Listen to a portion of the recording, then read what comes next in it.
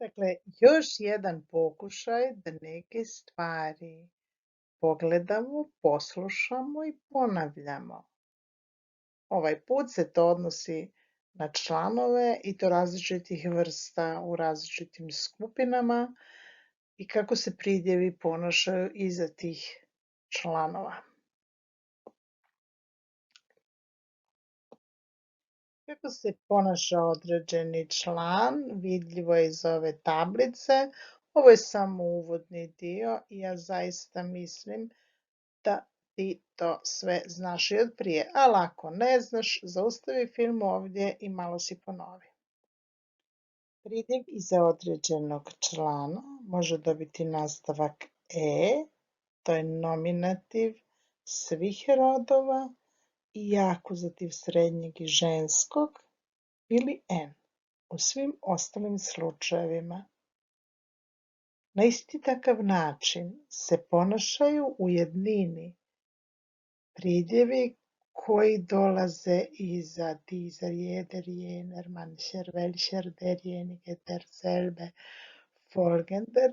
Pazi, ali ovdje je naveden samo muški rod, dakle oni se unutar sebe isto tako mijenjaju. Što se tiče množine, govorimo o ale, gdje je iznimka ale beide, diese, jene, manche, solche, welche, posvojnih zamjenica i negacije kein, iza kojih uvijek dolazi na pridjeve nastavak n. Neodređeni član jest neodređen i odnosi se na jedninu. Ono što se upotrebljava kao množina je u stvari nadostavljanje pridjevskih nastavaka izravno na pridjeve ukoliko ih ima, a ukoliko nema, u množini nema ničega. Ovo je neodređeni član, a pridjevi, počnimo od ženskog roda, uvijek imaju nastavak u nominativu i akuzativu e, a u dativu i genitivu n. Muški i srednji neodređeni član u nominativu je jednak, stoga pridjev dobiva nastavak r za muški i s za srednji. Nominativ i akuzativ jednine srednjeg roda su jednaki, dakle nastavak nakon ein na pridjeve s. A akuzativ, isto kao što zvuči određeni den, tako neodređeni zvuči einen, a u oba slučajeva pridjev ima nastavak n.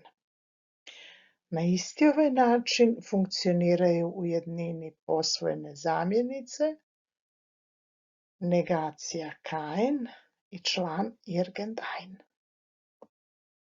Ukoliko je nešto neodređeno u množini, člana kao takvog nema. I onda pridjev dobiva kao nastavke člana na kraj. To ćemo uvjetno na takav način reći. Međutim, ispred tog pridjeva kad stoje brojevi, on se ponaša na isti način, a isto tako nakon riječi viele, andere, einige, ein paar, mehrere folgende wenige, zahlreiche, zahllose, etliche, beide, manche, sämtliche. Posvojene zamjenice, osim mein, dein, sein, ihr, unser, euer, a na isti način se ponaša i negacija kein i irgendein, što se tiče pridjeva, a i što se tiče njihovog sklanjanja unutar padeža. Dakle, u jednini se ponašaju kao nakon neodređenog člana. Sve posvojene plus negacija kein plus irgendein, a u množini kao nakon određenog člana, dakle svi imaju nastavak n. Ako te nije zabolila glava, kreni pregledavati filmić iz početka. A ako te zabolila glava, onda ga pregledavaj neki drugi put. Tschüss.